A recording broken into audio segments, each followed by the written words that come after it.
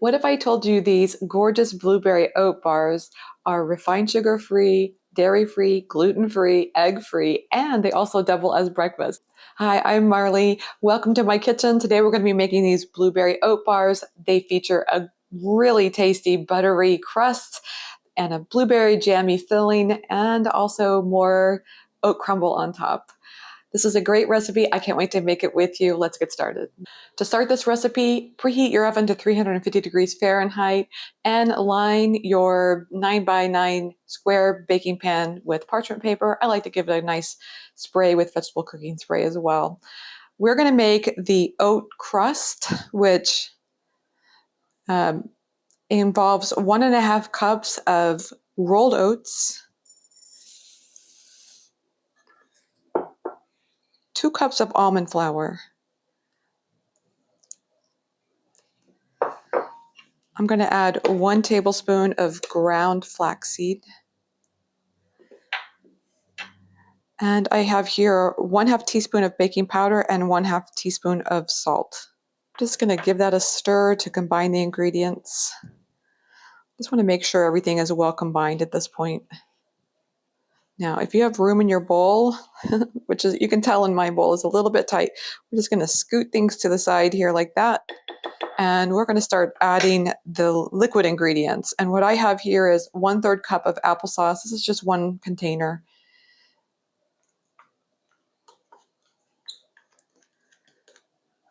And I have 1/4 cup of almond butter, or you can use peanut butter if you'd like here too. I just like the more neutral flavor you get from almond butter.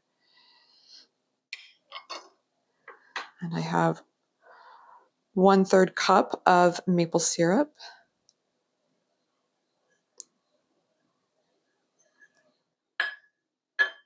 And 1/2 cup of plant-based milk. Last but not least, I have a little bit of, this is around a teaspoon of apple cider vinegar. And we're also going to add a teaspoon of vanilla extract. I'm just going to measure that just like that. And then we're just going to stir this side of the bowl together as much as you can. And then we'll slowly start incorporating the dry ingredients. This is what I call the oat crumble base, and it's going to be both the base and the topping of this recipe. So we'll get a pan, and I'm going to put approximately 3/4 of this mixture into the base. But we're going to save some to crumble over the top. So let's just press this down.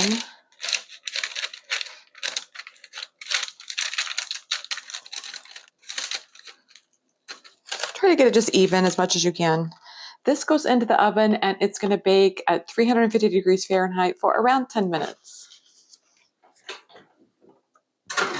While the crust is baking, we are going to make the blueberry filling. It begins with 3 cups of blueberries. I'm using frozen blueberries here, and that's going to be just fine.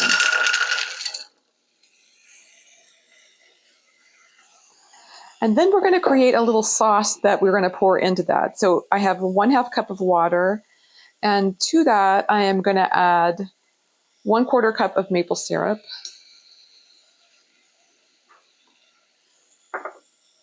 1 teaspoon of lemon juice, and 1 tablespoon of cornstarch. I'm going to stir that together. This is what you call a cornstarch slurry. It's just a little bit of a sweet version, but I like to stir it till there's no more lumps. And then this is going to go in with the blueberries. Look at that color. That's so pretty. I love this filling. It thickens up nicely.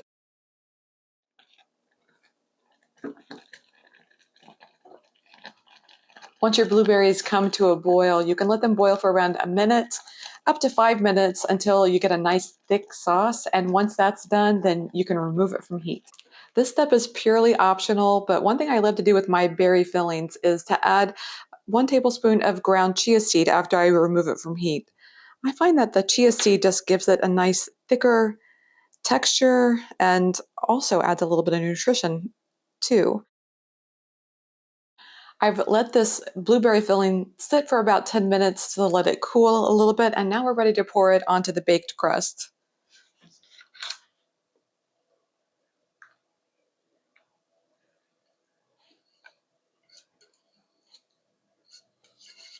I like to get all that sauce in there. Then we're just going to spread that evenly. Smells amazing. I love the smell of homemade blueberry sauce. It's so good. Then over that, I have the remaining dough from the oatmeal crust. And what we'll do is just add little dollops. Here, I've got another spoon. We'll add little dollops across the top. This will make a nice crust on the bottom and on the top, which is kind of perfect. That makes these easy to take on the go with you if you needed to.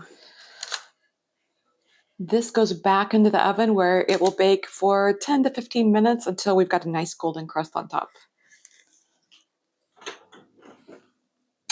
I let these bars come to room temperature and then I put them in the fridge for at least an hour so they could cool and be completely set. And now we're ready to cut and slice them.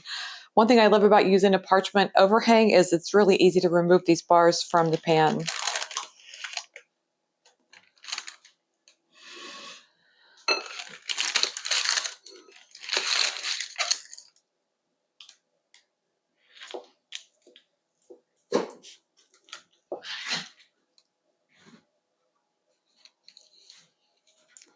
Beautiful bars, perfect for breakfast. I hope you love these blueberry oat bars as much as we do. Let me know, leave a comment. Are you going to be serving these as breakfast or dessert? Because they work great for both. Thanks for joining me in my kitchen today. Until next time.